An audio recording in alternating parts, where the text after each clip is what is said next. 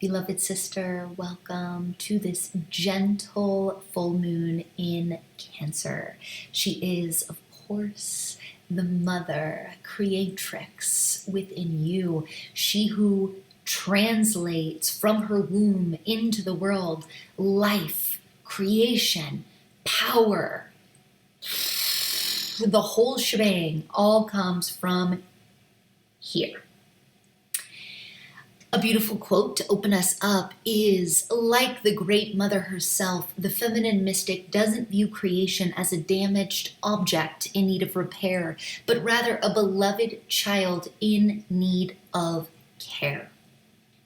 And as women on the path, women who are channeling ancient codes to rejuvenate this earth that is so in need of medicine, so in need of a reclamation of the goddess, a reclamation of the potency and power of the full spectrum feminine.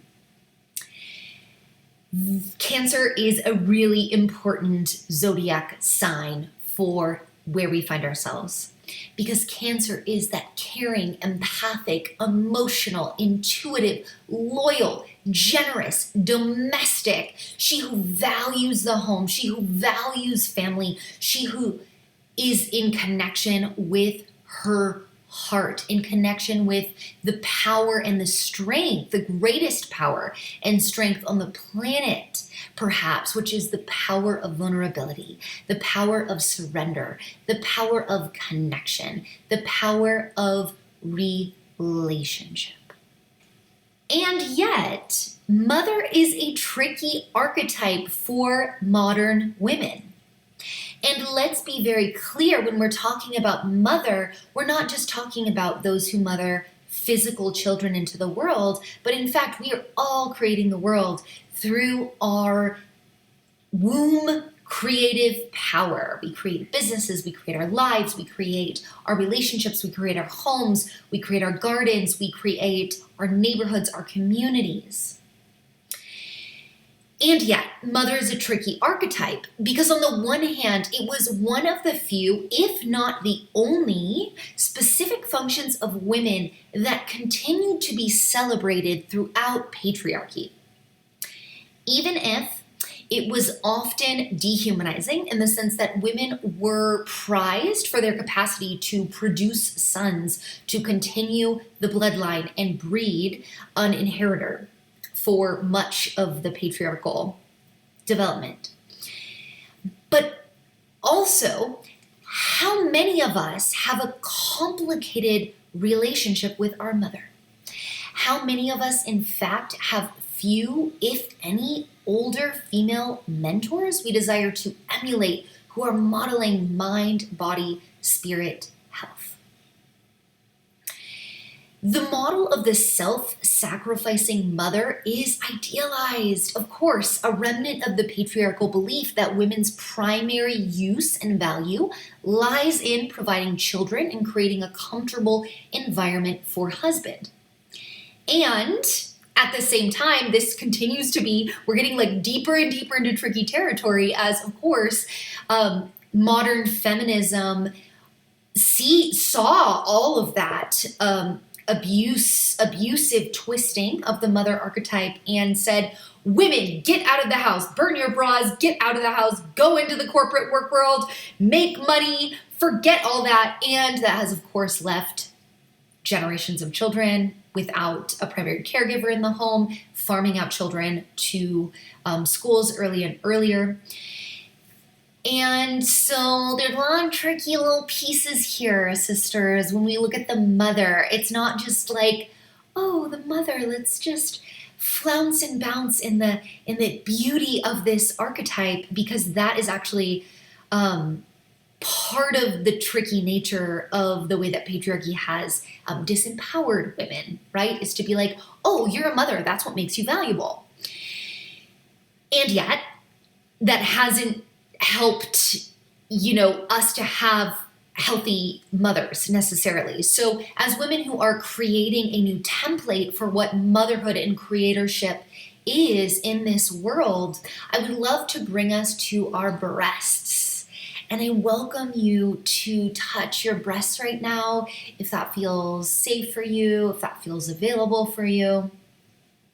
And to just take a breath and just honor this space in your body, this truly psychedelic superpower of women, that we actually have the capacity to nurture life through our bodies. And whether we ever choose to do that in a physical way, the energetic system of the female organism is of course to give through the heart, to offer through the breasts. And in the cycle of union with the masculine, to receive through the yoni, to receive through the womb, and then to give back out through the heart.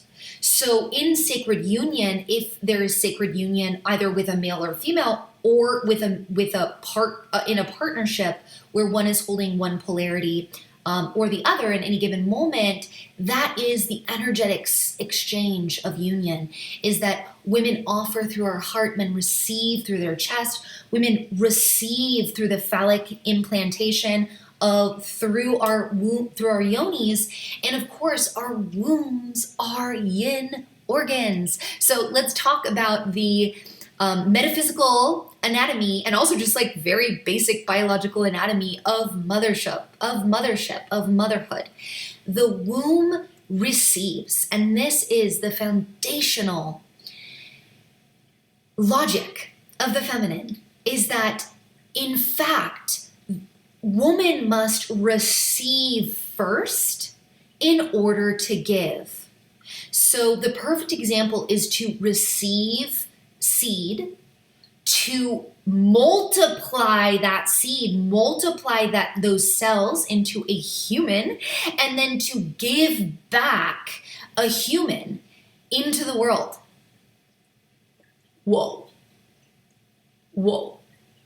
Truly wild. And yet, how is it that the primary logic of this basic foundational truth has been so lost on us as women that we actually need to receive first before we give? As in, we need to receive self-care, we need to receive nourishment, we need to receive protection, we need to receive providership, we need to receive love. And then what happens? We don't just receive it and give it back. We actually receive it and then we fucking multiply it. We literally multiply that shit and we send it back. That is the metaphysical anatomy of the feminine. It is pretty damn cool, and it is definitely it is beyond the logic of like A plus B equals C, right? Like we literally receive, then we multiply, and then we give back more than we gave, right? And yet, how motherhood has been idealized in our culture is give first, give, just keep giving until there is nothing left.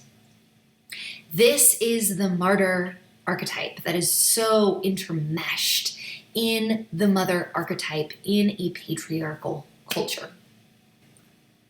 So to bring it back to the breasts, I feel that the breasts are such a perfect analogy for the relationship of mother in our culture and how we are reclaiming our innate superpowers as women. That the breasts have been idealized as good for two things: good for men to oogle or to feed children. And I recently had a client who got an infection in her breast, and she started putting this clay on her breasts and like sunning her breasts and touching her breasts, massaging her breasts. And in session, she's like, I don't know what I was missing. I can't believe it took me till I was like 50 to do this. And heck yeah, that is a perfect example of reclaiming the feminine body, reclaiming our capacity as motherhood, that our creative capacity is pleasurable, nourishing, not just for others, but it's for us as well. That in order to be the mothers and creators that we desire to be, that this world needs us to be, we do need to be in relationship to our own pleasure in this process of giving, right? And in order to be in pleasure in giving, we need to be, again, the female metaphysical logic of our organism, we need to receive first in order to give. And if we are atrophied in our capacity to receive, we cannot give back. The inhale has to come before the exhale. Feminine receptivity is an art form. It is the art form of women. And when we are wherever we are in our bodies and we are holding and tightening and frustrated and angry and that is a block. That is a block from receiving. That is a wall from receiving. That is armor from receiving. And then there's no other way except to give from that empty well. And often what happens in this martyr, self-sacrificial, idealized version of motherhood is that there's just frustration and anger is like built into it. It's just built in. It's like, oh, mom's complaining. And I had this experience literally this week in session with a beloved client as well. She's been diving deep into her own codependent tendencies. And she said she's on vacation and she's like in charge of doing the meals for all the kids. And like all the kids have different preferences. And like she's like making a meal for like every child. And she's just like going crazy and she's frustrated and she's angry about it. But at the same time, she's like, but I know I won't stop doing it because this is what a good mother is. This is what a good mother does. I believe a good mother, like, even when it's uncomfortable, she does like the loving, nourishing act.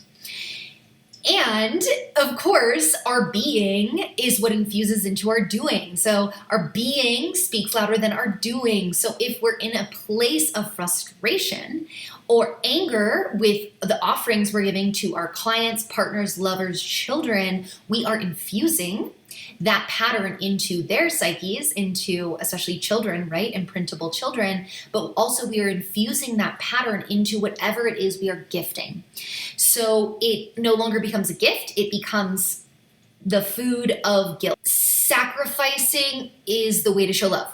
This is a very deep, very intense story from my own experience. Raised with a very challenging mother, bless her beautiful heart. I mentioned this on here before. She, as all of our mothers, I own that I chose my mother, and that she is doing the best she can with what she has.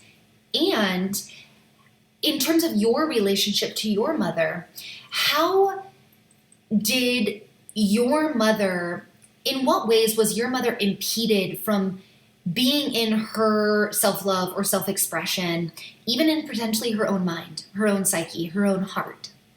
So the way that this manifested very recently with my own mother was, I just know, like, long car rides with my mom, just not a win for anybody, just best to avoid that, even if it requires planes.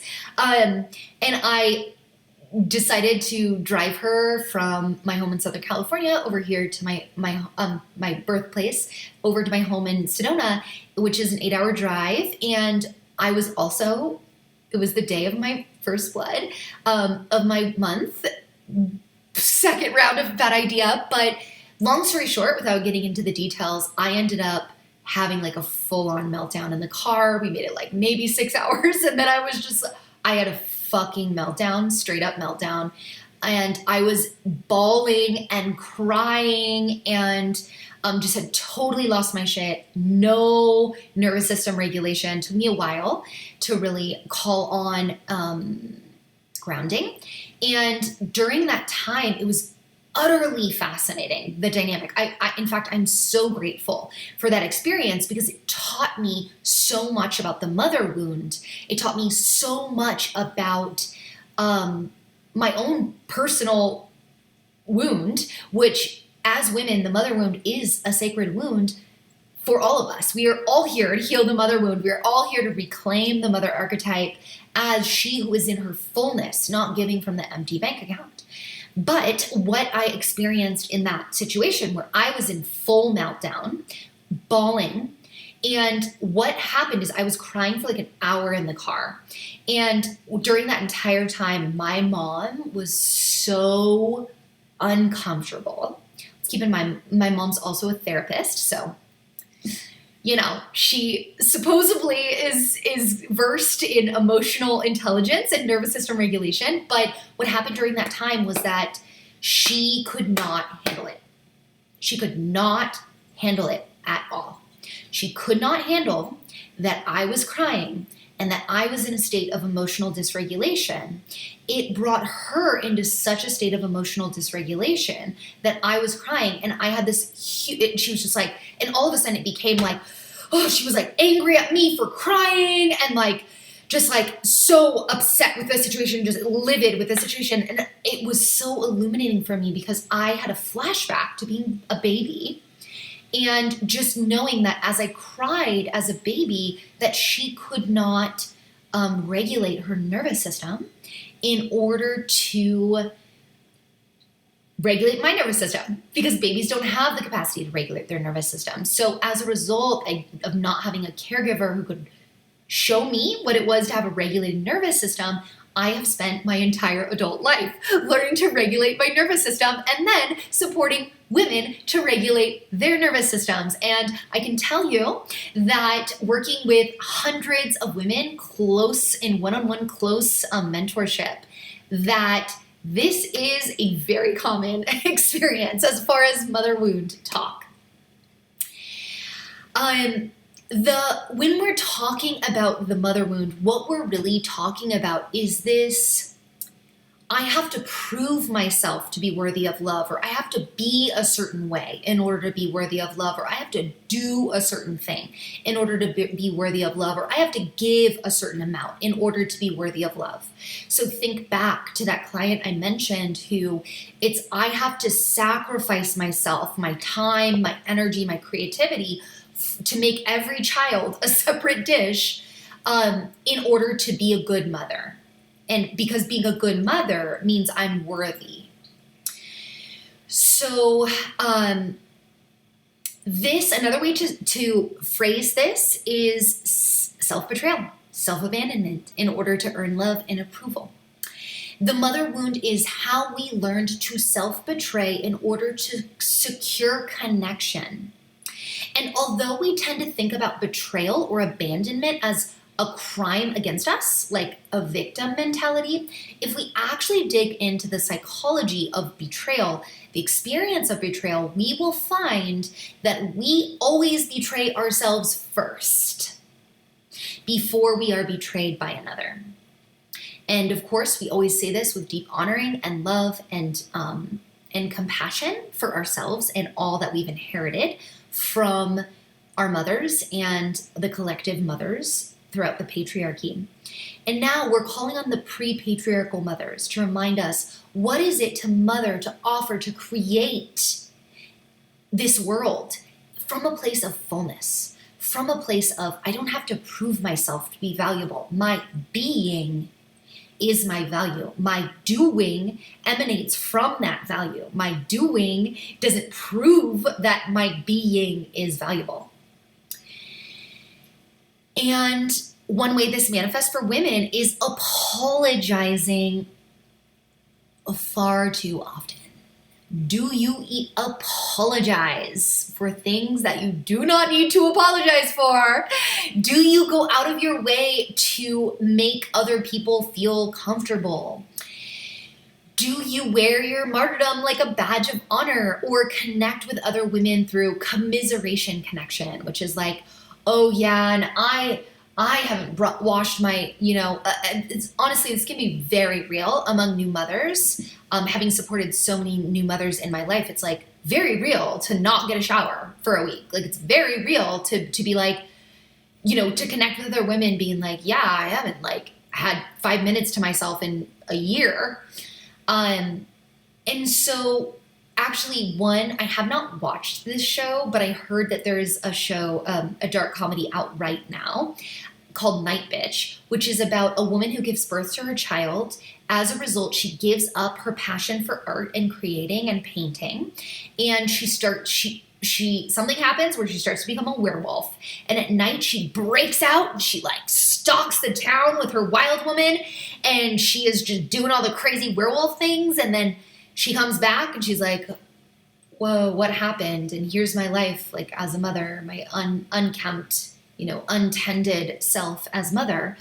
And sorry. I didn't have to apologize. Actually, I'm not sorry. Excuse me. Better. So this is a perfect analogy for what can happen through our motherhood, through giving ourselves over to our businesses, throwing ourselves full-fledged over into writing that book, giving everything in order to build your empire, giving everything to your children, is that we lose touch. We can lose track. We can lose touch of our gifts, our love, our that which brings us alive, our passion. And wild woman's gonna come out, like whether she comes out through tantrum, right, or bitchiness, or addiction, or she comes out, or we give her healthy means to come out, right? Like we claim self-care time, whether that's dance time, whether that's bath time, whatever it is, we claim that time through connection. So wrapping it back into Cancer is like loves connection, loves relationship, and yet of course the shadow is overgiving in order to be worthy of the relationship. And yet we are integrating our mother wounds in order to clear this pattern. One of the most powerful ways we can do that is by surrounding ourselves with safe women, celebrating each other, honoring each other's self-care choices. And the most extreme example of a related mother shadow is Munchausen's syndrome, right? Which is a mother who makes their child sick in order to become that caring, loving, serving mother, in order to be viewed like that by those around her, and for the child to need her. So what we're remembering as mother creators is that we are channels. That in the words of Khalil Gibran, your children are not your children. They are the sons and daughters of life's longing for itself. They come through you, but not from you. And though they are with you, yet they belong not to you. So another shadow of mothering can be the clingy, controlling, grasping mother who keeps her creations close to her chest as a means of the ego over-identifying with the creation. The art that moves through us is not ours. It is life expressing itself through our channel. So healing the mother wound really requires we own our desires. We put self-care before service, as in we receive first before we give. That we cultivate the capacity to receive without thinking we automatically need to give back. And that we empower our children and our partners and our friends and our lovers to tend to their own feelings, to even fail without needing to come in and save the day. Because really, in the end, that's not actually about them. Like the martyr archetype is fascinating because in the end, it's like the veneer of it is, I'm just so good and holy. I'm like Mother Mary. And in the end, that's not actually where it's coming from. It's coming from a place of lack. I need to do this in order to feel worthy enough to be okay. So as we clear that pattern, and of course, I want to just emphasize again, we're in the full moon, so we're talking about shadows here. And of course, in the full moon, we're talking about union of opposites. So we know that Capricorn is the father, Cancer is the mother. They're always two sides of the same coin. They always come together, whether they come here in the middle of winter as Capricorn new moon, Cancer full, or over in the summer, switched as Cancer new and Capricorn full, right? And this is pointing to the code of union. Our mothers and fathers were the first gods and goddesses to us. In fact, there's no difference between gods and goddesses and our parents as children. They were literally complete providers for our safety, our protection, our growth, our everything.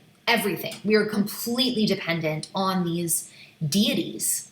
And so, of course, as a result, the way that our beautifully imperfect parents nurtured us is the way we end up nurturing ourselves and in turn nurturing others. Think about it. During the patriarchy, we were in the era of the father god. And now, as women reclaiming, we're not just trying to be like, oh, cool, it's just all about the goddess, right? Like the goddess is like all, because the reality is the goddess needs to be impregnated. Coming back into the code of union isn't about just father god or mother goddess. It is about the union of god and goddess and really coming back into relationship with that union, which is our own highest self, our own inner union, sacred union of our own inner masculine and feminine, allowing ourselves to be supported, knowing that we have this strong spine, that we are self-fathering, self-husbanding, that is very different from I got this, I don't need anyone. That's the father wound. I got this, I don't need anyone. I got this, right? How many mothers do you know who are in that habit of I got this and then complain about not being supported? And doesn't even have to be mothers. Like this is a really strong feminine pattern, is to complain about what we don't have and then to be blocking support and closing ourselves off from receiving. And of course, that always starts with our own receiving of our self-care, our health, our well-being, our emotions. So the code of union is bringing us back into the gifts of the mother and the father within us, that we can have a strong spine, as in healthy boundaries, as in our capacity to say, no, I need to go take a bath. No, I need a self-care day. No, you can make your own meal. While also holding our open hearts, our beautiful, sacred, giving, loving heart, the way we nurture life through our breasts, nurture life through our hearts. This is the potency, the superpower of the feminine. And this is the code of union in a very practical sense in the modern feminine reclamation journey, which we are all in together. How can we have strong boundaries without armoring and closing off? How can we have an open heart without devaluing ourselves and moving into unworthiness patterns and overgiving patterns and and undermining, disempowering our children, our lovers, our projects to really show up in the ways that they were meant to in the world? Even if that means difficult emotions or having to learn new skills, right? So your ritual for this month, in order to honor Cancer within you, is to touch your breasts. And I pray you're doing it now with me. I pray that you take your time to do it in whatever way feels safe and delicious for you, even if it's touchy and edgy. These aren't just for others. Like your heart, this is a way to nourish your heart. This is a way to love our heart. This is a way to connect with our heart. When we connect with our breasts, so here's also the tantric anatomical energetic correlation, is if we are trying to get our yoni wet, like if you are making love to your beloved and you are like, I want to juice myself up right now, you go to the breasts. There's a direct connection with stimulating the breasts and fluids releasing in order to become more receptive in the yoni. Now, that tantric flow is true in every area of our lives. To come back into balance, not just for ourselves, but for our mothers who were valued for the ways that they did not tend themselves, who were valued for the ways that they put their own health and well-being above others, who were valued for the ways that they offered their body for the benefit of others versus themselves. We are all reclaiming the healthy mother. We are all reclaiming our fullness. We are all coming back into the code of union. Cancer mother, Capricorn father, coming back into balance. Strong spine, open heart. This full moon, love your breasts up and go on an apology fast. So if you are one of those women who has not yet worked on your over apologizing, chances are you're doing it. So, like I went on that fast many years ago. It took a long time to get out of that. It still pops up every once in a while. In fact, it did during this video, right? Apologizing for coughing. Not necessary, ladies. The tricky landscape of the mother is real. And yet this Cancer moon is, of course, let's remember, Cancer is ruled by the moon. That is the luminary by which she is ruled, the planet, if you will, by which she is ruled. She is loving and nurturing and tender, and her heart is the place from which it is her center of gravity. It is the place from which she nourishes this world. Wishing you and your beautiful heart so much love, so much tenderness. This sacred full moon, may you take time to be in the power that is the mother, the receptivity of your womb. May you allow yourself to receive first before giving. Blessed be.